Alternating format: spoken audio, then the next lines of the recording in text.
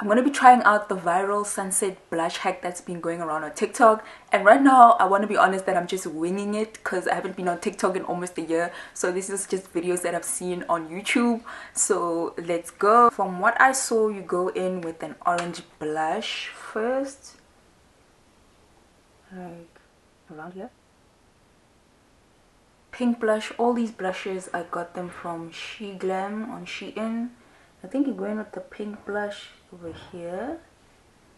Could be sure. Like, well, the video that I saw on YouTube, that's what the girl was doing. Like, I don't know what on TikTok they were doing. You start out and blend the orange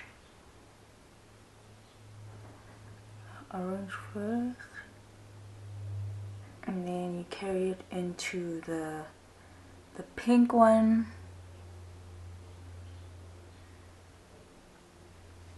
Carry it into the pink.